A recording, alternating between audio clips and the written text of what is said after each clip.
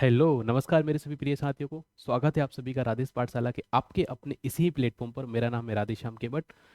तो आज की इस सेशन उन सभी विद्यार्थियों के लिए, सभी एस्पिरेंट्स के लिए बहुत ही ज़्यादा महत्वपूर्ण होने वाली है जो यूजीसी नेट जेआरएफ जून 2026 के लिए एग्ज़ाम देना चाहते हैं या वे चाहे दिसंबर 2026 के लिए रणनीति बना रहे हैं। तो आज का ये सेशन उन सभी विद्यार्थियों के लिए उतना ही महत्वपूर्ण होने वाला है जितना कि वह विद्यार्थी उस लक्ष्य को प्राप्त करने के लिए, जेआरएफ क्वालिफाई करने के लिए, पीएचडी करने के लिए, प्रति महीने एक अच्छी फेलोशिप अमाउंट प्राप्त करने के लिए और अपने असिस्टेंट प्रोफेसर बनने के सपने को साकार करने के लिए रणनीति बना रहे हैं या फिर वे यह इस एग्ज़ाम की रणभूमि में उतरना चाहते हैं। उन सभी विद्यार्थियों के लिए ये जो आज का छोटा सा सेशन है बहुत ही ज़्यादा महत्वपूर्ण होने वाला है। काफ़ी विद्यार्थियों को बड़े ही इसमें डाउट्स रहते हैं।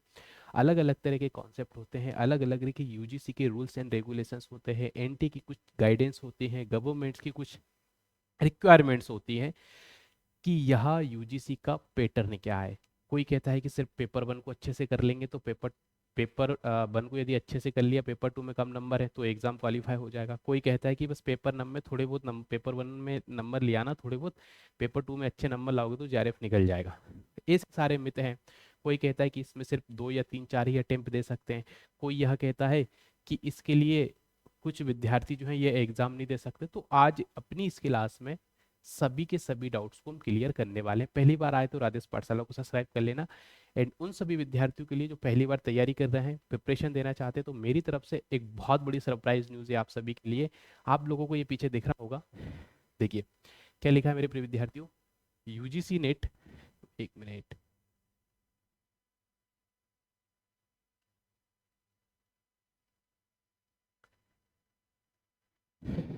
यूजीसी नेट जून 2026 में जो प्रिपरेशन करना चाहते हैं या दिसंबर में भी एग्जाम देना चाहते हैं, उन सभी विद्यार्थियों के लिए मैंने अपने इसी प्लेटफॉर्म पर राधेश पाठशाला के मंच पर 1 फरवरी 2026 से एक बैच लॉन्च किया है। और वह बैच किया गया है पेपर वन के लिए। पूरा का पूरा जो पेपर वन है आपका, ये कंप्लीट मैं आपको यूट्यूब पर पढ़ा रहा हूँ, जिसकी अभी तक मैं 6 क्लासेस कंप्लीट करा चुका हूँ। 3 दिन हुए हैं हमारे बैच को स्टार्ट हुए और 3 दिन में हमने 6 क्लासेस, यानी 2 यूनिट हमारी स्टार्ट हो चुकी हैं। डेली हमारी लाइव क्लासेस रह रही हैं। तो यदि आप यह एग्जाम देना चाहते हैं और पेपर वन को अच्छे से करना चाहते हैं, वो भी यूट्यूब के माध्यम से, मैं आप सबके लिए अवेलेबल हूँ। क्लासेस के टाइम देख लीजिए। फर्स्ट जो हमारा सेशन होगा ये आपका मॉर्निंग 11 AM पर रहेगा। सेकेंड जो लेक्चर रहेगा ये आपका आफ्टरनून 2 PM पर रहेगा। तो ये दोनों ही लेक्चर्स के आपके टाइम रहेंगे। जो भी विद्यार्थी एग्जाम देना चाहते हैं तो वह इन सभी क्लासेस का एक्सेस ले सकते हैं। टेलीग्राम चैनल को ज्वाइन करेंगे तो वहां पर आपको सभी क्लासेस के पीडीएफ नोट्स अवेलेबल हो जाएंगे, जिसकी लिंक आपको वीडियो डिस्क्रिप्शन में, चैनल अबाउट सेक्शन में जाएंगे, आपको अवेलेबल हो जाएगी। तो चलिए आते हैं अपने आज के इस इम्पोर्टेंट टॉपिक्स पर। बहुत ही ज़्यादा इम्पोर्टेंट टॉपिक्स हैं, काफ़ी ज़्यादा डाउट्स रहते हैं, तो उन सभी डाउट्स को आज हम पूरा करेंगे। देखिए, दो चीजें आज के सेशन में बताने वाला हूं आपको मैं। एक तो आपका एग्जाम पैटर्न क्या है जो अभी करंट में चल रहा है, यानी जून 2026 प्रारंभ हो चुका है, फरवरी मंथ में हम एंट्री कर चुके हैं। फरवरी का महीना है, बड़ा प्यारा महीना है हम सभी के लिए, आप सभी के लिए। मेरी तो उम्र निकल चुकी है अब, ठीक है। तो दो चीजें आज के सेशन में हम क्लियर करेंगे सर।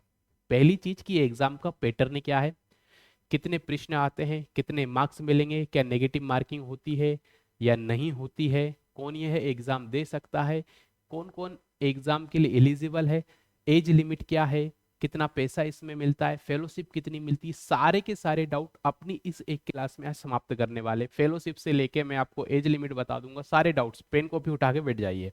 क्लियर है। सबसे पहले हम बात करते हैं एग्जाम पैटर्न की, ठीक है। मैं यहाँ लिख देता हूँ, पेन का कलर हमको करना पड़ेगा चेंज। चलिए, ठीक है, नहीं हुआ ये, चलिए। तो मज़ा नहीं आ रहा है इसमें ना, थोड़ा सा इसको और करते हैं। अब ठीक है, ठीक है, अभी ठीक है। यूजीसी नेट, ठीक है, 2026, ये आप हेडिंग डाल लीजिए। और अभी मैं आपको पूरा का पूरा एग्जाम पैटर्न यहाँ पर समझाने वाला हूँ। क्लियर है? एग्जाम पैटर्न की हम बात करेंगे कि आखिर इस एग्जाम को देखिए। एग्जाम पैटर्न एक ऐसी चीज है, जब भी आप किसी भी युद्ध भूमि में जाते हैं तो आपको उस युद्ध के विषय में पता होना चाहिए कि मुझे जिन व्यक्तियों से युद्ध लड़ना है उस युद्ध की रचना कैसी है, मेरे पास सेना कितनी है और मुझे सामने वाले से लड़ने के लिए कितनी सेना की आवश्यकता पड़ेगी। ये सब जब पता नहीं होगा तो मौत निश्चित है आपकी। तो इसलिए पैटर्न को समझना उतना ही जरूरी है जितना आवश्यक है, जितना ही जरूरी होता है उस एग्जाम की प्रिपरेशन करना। तो पहली बात मैं आपको यहाँ पे समझाता हूँ, देखिए। ठीक है, चलिए अब हम थोड़ा सा काम की ओर बढ़ते हैं। एग्जाम पैटर्न में सबसे पहले बात करते हैं हम। देखिए, आपके इस पेपर में, सॉरी, आपके इस एग्जाम में दो पेपर होते हैं। कितने क्वेश्चंस पेपर होते हैं प्रिय विद्यार्थियों? दो पेपर होते हैं। एक होता है आपका पेपर 1, ठीक है, और एक होता है आपका पेपर 2।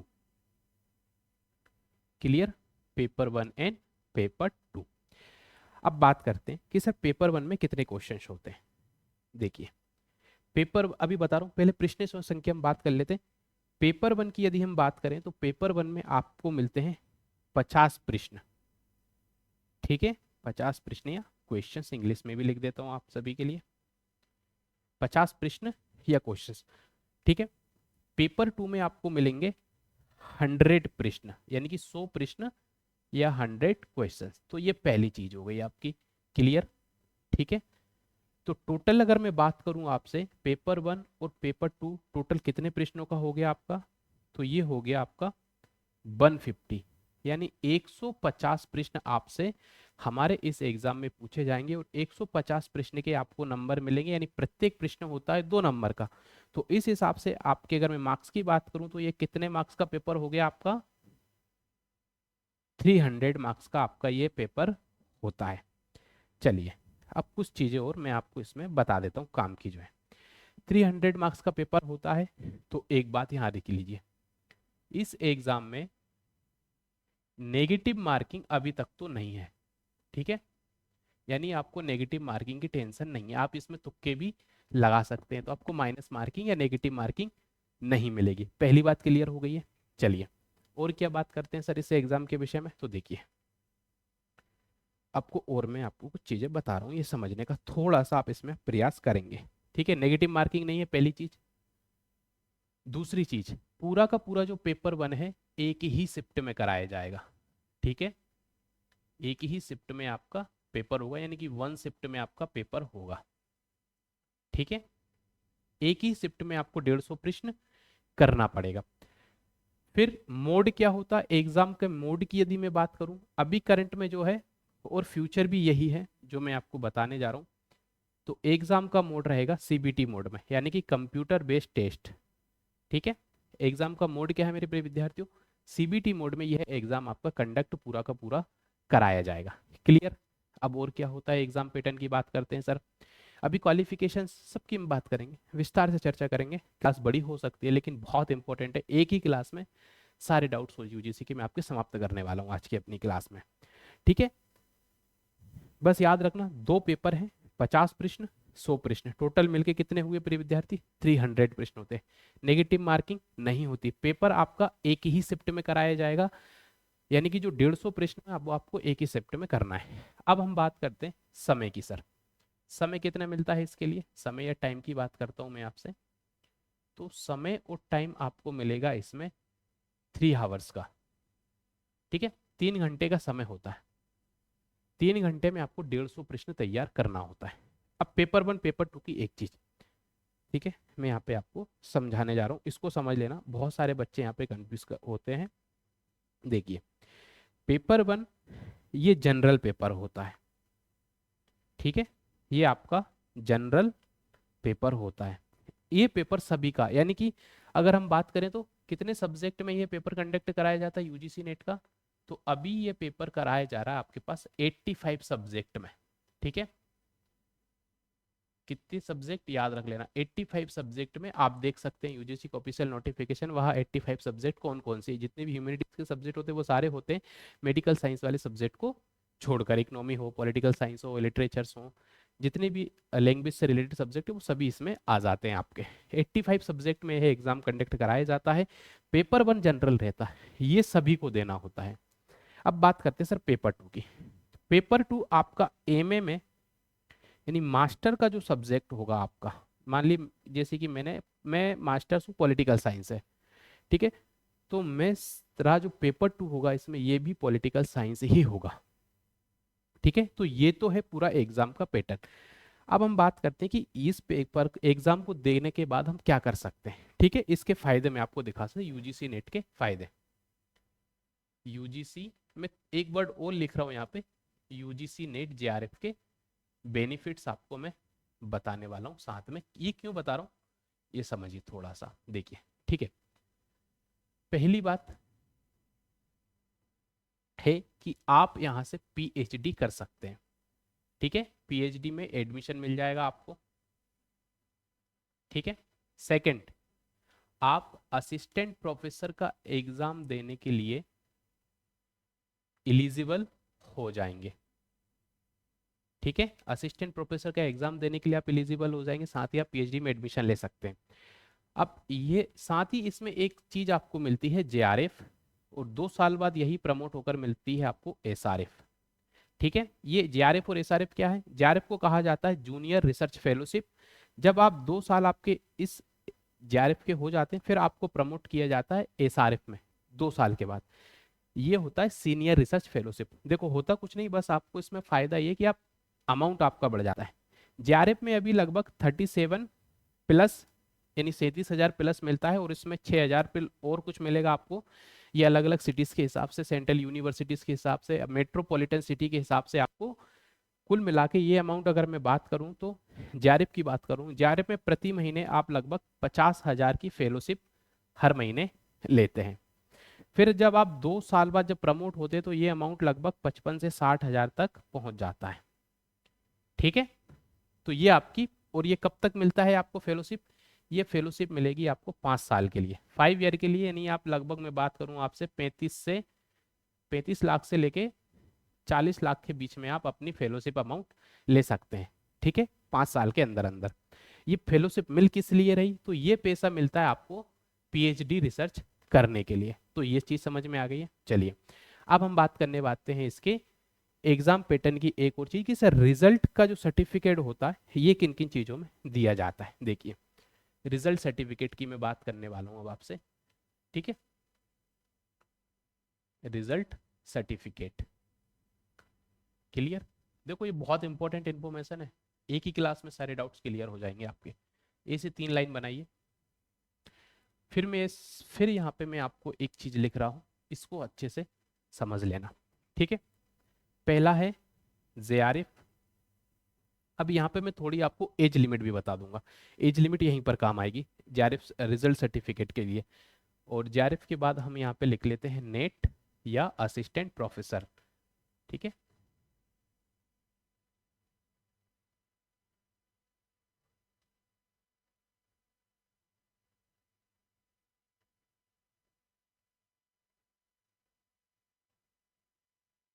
असिस्टेंट प्रोफेसर क्लियर है।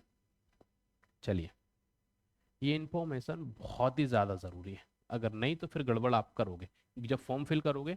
और एक आता है आपका ओनली पीएचडी। ठीक है, ओनली पीएचडी।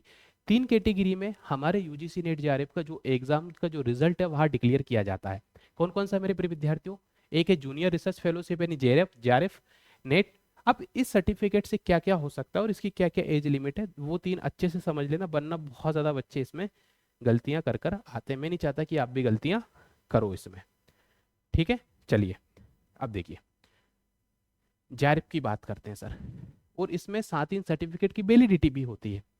जेआरएफ जो दिया जाता है इसके माध्यम से एक तो आपको मिलेगी फेलोशिप। अभी मैंने जस्ट बताया कितनी फेलोशिप रहती है, कितने ईयर की रहती है, सब बता चुका। फेलोशिप मिलती है किसके लिए? जेआरएफ के माध्यम से आप पीएचडी में एडमिशन ले सकते हैं। क्लियर, और इसके लिए आपको मिल जाएगी फेलोशिप। सेकंड चीज, जेआरएफ के सर्टिफिकेट की वैलिडिटी की बात करूं तो ये जो इसकी सर्टिफिकेट की वैलिडिटी रहती है ये रहती है 3 इयर्स के बाद। यदि आपने 3 साल के अंदर अंदर पीएचडी में एडमिशन नहीं लिया तो आपका ये सर्टिफिकेट जो है यह निरस्त हो जाएगा। ठीक है, पीएचडी एडमिशन के साथ ही एक चीज और याद कीजिए सर, और क्या चीज है, साथ ही इसमें आती है एज लिमिट।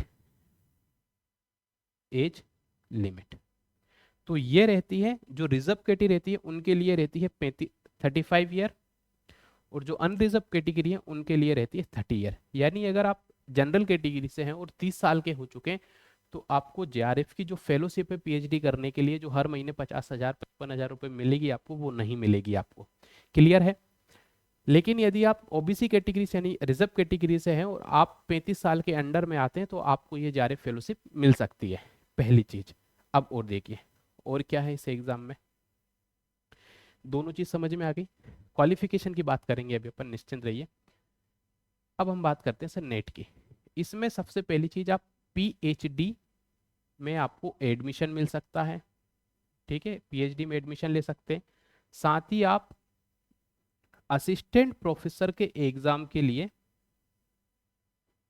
एलिजिबल हो जाते हैं। ठीक है, चलिए, आप असिस्टेंट प्रोफेसर का यह एग्जाम दे सकते हैं। दो चीज, इसमें आपको फेलोशिप नहीं मिलेगी, जेआरएफ आपको नहीं मिलेगा पीएचडी करने के लिए। अब इसकी बात करते हैं वैलिडिटी की। ठीक है, वैलिडिटी की अगर मैं बात करूं आपसे तो इसकी वैलिडिटी कुछ भी नहीं है, यानी कि ये है लाइफ टाइम के लिए। आप यदि एक बार नेट क्वालिफाई हो चुके हैं तो आप कभी भी असिस्टेंट प्रोफेसर का एग्जाम दे सकते हैं और कभी भी पीएचडी में एडमिशन ले सकते हैं। बट अगर जेआरएफ क्वालिफाई है तो जेआरएफ की वैलिडिटी कितनी ईयर रहती है, मात्र 3 इयर्स के लिए। अब एक अंतिम बचता है, ये भी बता देता हूं आपको मैं। ठीक है, याद रखेंगे आप लोग, भूलेंगे नहीं बिल्कुल भी। ये रहता है सर पीएचडी, इसमें ओनली पीएचडी लिखा है तो सिर्फ और सिर्फ आप पीएचडी में ही एडमिशन ले सकते हैं बस। इसके अतिरिक्त आप कुछ भी नहीं कर सकते। ना ही आपको, अगर मैं बात करूं इसमें फेलोशिप, फेलोशिप नहीं मिलेगी।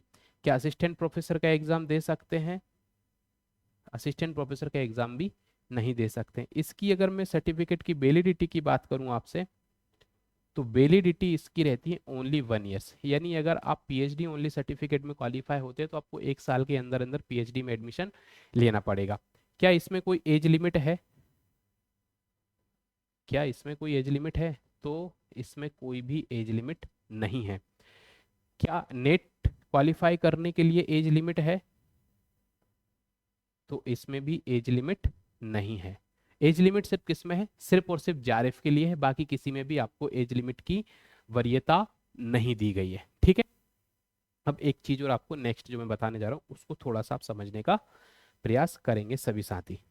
ठीक है, चलिए देखिए, अब हम बात करते हैं सर, इसके लिए योग्यता की बात करता हूं मैं आपसे कि इस एग्जाम को क्वालिफाई करने के लिए योग्यता या एलिजिबिलिटी हमको क्या चाहिए। ठीक है,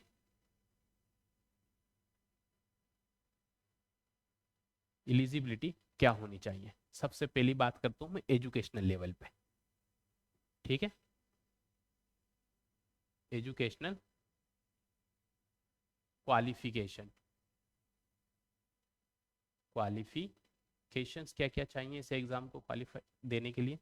तो एजुकेशन क्वालिफिकेशन में आपके पास एमए की डिग्री होना चाहिए। अब इसमें भी दो चीजें हैं, अगर मान लीजिए आप आते हैं सर रिजर्व कैटेगरी से और यदि आप आते हैं अनरिजर्व कैटेगरी से, यदि आप रिजर्व कैटेगरी से हैं तो आपको 50% से एमए पास होना चाहिए।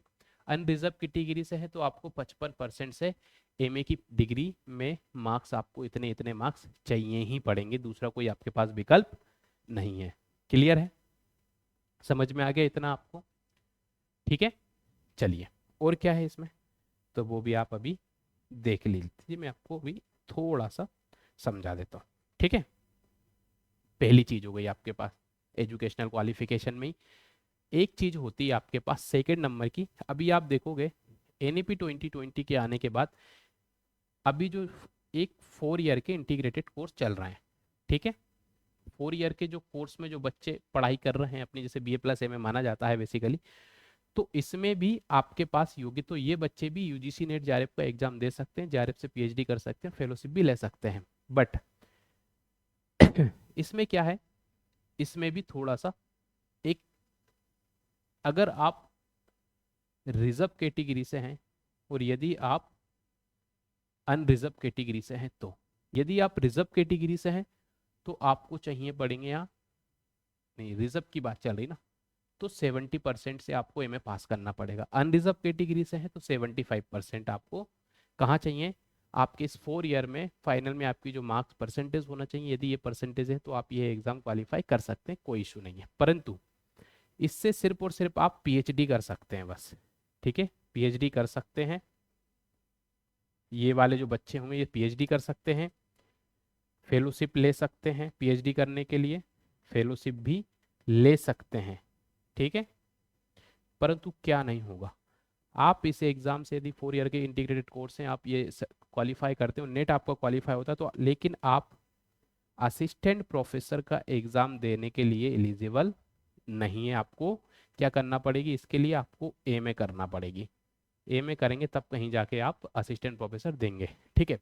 अब बात आती है कि एमए यदि हम फर्स्ट ईयर वाले दे सकते हैं क्या, तो एमए में यदि आप फर्स्ट ईयर में तो ये एग्जाम दे सकते हैं, बस इसके बाद आपको 2 साल के अंदर आपकी एमए कंप्लीट करना पड़ेगा रिजल्ट के बाद, ठीक है। इतना आप याद रखेंगे, फर्स्ट ईयर वाले भी ये एग्जाम दे सकते हैं, कोई इश्यू नहीं है। समझ में आ गया आपको, क्लियर है। ये थी आपकी एजुकेशनल क्वालिफिकेशन। और क्या है इसमें, तो देखिए एजुकेशनल क्वालिफिकेशंस मेन यही होती है, इसके अलावा कुछ भी नहीं है। बाकी जो एज लिमिट का फंडा कहीं पर भी नहीं है, सिर्फ और सिर्फ कहाँ पर, एक बार मैं आपको पूरा का पूरा रिवाइज करा देता हूँ। देखिए देखिए सबसे पहले एग्जाम पैटर्न को आप देखेंगे, एग्जाम पैटर्न में 150 नंबर का आपका पूरा 150 प्रश्नों का पेपर रहता है, जिसमें 300 नंबर का आपका क्वेश्चन रहता है, जो कि 85 सब्जेक्ट में होता है। हर सब्जेक्ट का कट ऑफ अलग अलग रहता है, कैटेगरी वाइज होता है पेपर, तो सभी का कट ऑफ अलग अलग ही जाता है। नोटेड, 2 पेपर होते हैं आपके, पेपर 1 50 प्रश्न आएंगे, सभी 85 सब्जेक्ट के लिए सेम पेपर रहेगा। लेकिन पेपर 2 है, वह आपका जो एमए का सब्जेक्ट है उसी में रहेगा, आपका वही सब्जेक्ट रहने वाला है, ठीक है। और एक ही शिफ्ट में होगा, सीबीटी मोड में आपका ये एग्जाम होगा, बस इतना याद रखिए। नेगेटिव मार्किंग नहीं है आपकी बिल्कुल भी इसमें। चलिए और क्या इसमें, और आप देखेंगे पीएचडी एडमिशन, यूजीसी नेट के थ्रू हम क्या करते हैं, पीएचडी में एडमिशन कर सकते हैं, असिस्टेंट प्रोफेसर का एग्जाम दे सकते हैं, और मंथली हम फेलोशिप भी ले सकते हैं। अब रिजल्ट सर्टिफिकेट जो होता है, ये 3 कैटेगरी में आपका रिजल्ट डिक्लेयर किया जाता है। जब आप फॉर्म फिल करते हैं उसी टाइम में तीनों कैटेगरी आपको सिलेक्ट करनी होती है कि हम जेआरएफ चाहिए हमारे लिए, हम नेट या असिस्टेंट प्रोफेसर चाहिए, हमको पीएचडी ओनली चाहिए। तो तीनों ही कैटेगरी में तीनों चीज़ बता दी है। पीएचडी यदि ओनली में आप सर्टिफाइड होते हैं तो आपको सिर्फ और सिर्फ पीएचडी में एडमिशन मिलेगा, इसके लिए आपको कोई भी फेलोशिप नहीं मिलेगी। साथ ही आप असिस्टेंट प्रोफेसर का एग्जाम नहीं दे सकते, इसमें एज लिमिट भी किसी प्रकार की नहीं है, और वैलिडिटी इसकी रहती है सिर्फ 1 ईयर के लिए। लेकिन यदि मैं नेट और असिस्टेंट प्रोफेसर में यदि आप सर्टिफाइड होते हैं तो आप इससे पीएचडी में एडमिशन ले सकते हैं, असिस्टेंट प्रोफेसर का एग्जाम भी दे सकते हैं। फेलोशिप आपको इसके लिए नहीं मिलेगी जो बच्चे नेट क्वालिफाई करेंगे, ठीक है। वैलिडिटी इसकी बिल्कुल भी नहीं रहती, अनलिमिटेड रहता है। यदि आप एक बार नेट क्वालिफाई करते हैं तो लाइफ में कभी भी आप पीएचडी में एडमिशन ले सकते हैं, और कभी भी आप असिस्टेंट प्रोफेसर का एग्जाम दे सकते हैं, ठीक है। लेकिन थोड़ा सा क्या है फंडा यहाँ पे हुआ जेआरएफ में, तो जेआरएफ में आपको फेलोशिप मिलती है पीएचडी करने के लिए, पर मंथ मिलती है 5 साल तक के लिए में। टाइम ड्यूरेशन कितना है पीएचडी का, 5 साल के लिए, ठीक है। 3 ईयर का इसमें आपको क्या मिलता है परिविद्या, इसकी जो वैलिडिटी रहती है जेआरएफ सर्टिफिकेट की, ये 3 ईयर्स के लिए रहती है। इसमें एज लिमिट की यदि मैं बात करूं जेआरएफ में, तो जनरल कैटेगरी से जो है उनके लिए रहती है 35 ईयर, जो रिजर्व कैटेगरी होती है वो रहती है 30 ईयर। तो ये मेनली एक क्राइटेरिया है जो आपको ध्यान रखना पड़ेगा। अब मैं बात करता हूँ इसके अलावा कुछ और एलिजिबिलिटी। तो यदि आप एमए पास हैं और एमए यदि आप जनरल कैटेगरी से हैं तो आपको 55% से आपको चाहिए पड़ेगी एमए में, एंड रिजर्व कैटेगरी से 50% में आपको एमए पास आउट होना चाहिए। यदि आप फर्स्ट ईयर में तो ये एग्जाम दे सकते हैं, बट शर्त है कि आपको रिजल्ट आउट होने के 2 साल के अंदर अंदर आपको आपकी एमए जो है वो कंप्लीट करना पड़ेगा, अन्यथा आप एलिजिबल नहीं माने जाएंगे, या फिर आपको जो सर्टिफिकेट वो निरस्त कर दिया जाएगा। एक हमारे 4 ईयर के इंटीग्रेटेड कोर्स चलते हैं, तो इसमें क्या है सर, आप यदि 4 ईयर के जो कोर्स हैं हमारे, प्लस ये भी कर सकते हैं, पीएचडी में एडमिशन भी ले सकते हैं आप, इससे जा रहे फेलोशिप भी ले सकते हैं। इसके लिए जो पहली शर्त है कि यदि आप रिजर्व कैटेगरी से हैं तो आपको 70% मार्कशीट में अंक चाहिए, आपके अनरिजर्व कैटेगरी से 75% से आपको अंक चाहिए। साथ ही आप असिस्टेंट प्रोफेसर का एग्जाम नहीं दे सकते इसके लिए। तो ये है आपकी सबसे इंपॉर्टेंट जानकारी। क्लियर है? चलिए, तो ये इन्फॉर्मेशन थी। आशा करता हूँ आज का सेशन आप सभी को समझ आएगा। पहली बार यदि आप राजेश पाठशाला पर आए तो चैनल को सब्सक्राइब अवश्य करना है। कमेंट के माध्यम से आपके कोई भी डाउट्स होते तो आप मुझसे बात कर सकते हैं किसी भी प्रकार के। एंड यदि आप एग्जाम देना चाहते हैं और पेपर वन बढ़िया पढ़ना चाहते हैं और यूट्यूब पर ही पढ़ना चाहते हैं, ऐसे विद्यार्थी जो किसी बस पेड कोर्स अफोर्ड नहीं कर सकते या ऑफलाइन क्लासेस नहीं ले सकते, तो मेरा नाम है राधेश्याम केवट और मैंने आप सभी को पूरा पेपर वन कंप्लीट यहीं पढ़ा रहा हूँ। तो आप जाके सारी सारी क्लासेस देख सकते हैं, प्लेलिस्ट बनी हुई है। बैच का नाम है बैच सूर्यपत, डेली क्लासेस हो रही हैं।